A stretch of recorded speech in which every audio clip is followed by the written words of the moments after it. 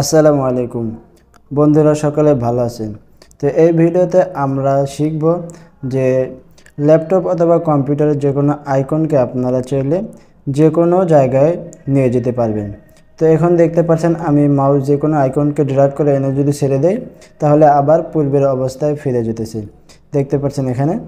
তো আপনাকে যে কোনো আইকন যে কোনো জায়গায় নিয়ে যাওয়ার জন্য, অর্থাৎ যে কোনো জায়গায় স্থানান্তর করার জন্য আপনাকে এই কাজটি করতে হবে। আপনার মাউস এর রাইট বাটনে ক্লিক করবেন। রাইট বাটনে ক্লিক করার পর এখানে দেখবেন ভিউ রয়েছে। ভিউ কার্সারটা রাখলে দেখতে পাবেন এখানে অনেকগুলো অপশান শো করবে। দেন এখান থেকে আপনাকে অটো অ্যারেঞ্জ আইকন এই অপশানটার টিকমার্কটা উঠিয়ে দিতে হবে। উঠিয়ে দেওয়ার পর আবার রাইট বাটনে ক্লিক করবেন, ভিউ অপশানে চলে যাবেন। তারপর এখান থেকে এসে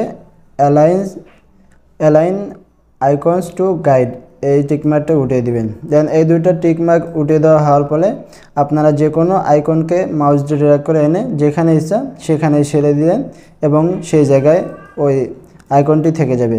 তো দেখতে পাচ্ছেন বন্ধুরা, এখন কিন্তু আমি যে কোনো আইকনকে যে কোনো জায়গায় নিয়ে ছেড়ে দিতেছি, ওই জায়গায় আইকনগুলো থেকে যাচ্ছে। এখন যদি আপনি চান যে না এই আইকনগুলোকে আবার পূর্বের অবস্থায় ফিরিয়ে নিয়ে যাবেন, তাহলে রাইট বাটনে ক্লিক করার পর ভিউ অপশানে চলে যাবেন। ভিউ অপশানে আসার পর এখান থেকে যে দুইটা টিক মার্ক উঠে দিয়েছিলাম এই দুইটাতে আবার টিক মার্ক দিয়ে দিলে কিন্তু পূর্ব অবস্থায় ফিরে যাবে। তো এখান থেকে অটো অ্যারেঞ্জ আইকন এটাতে টিক মার্ক দিলাম।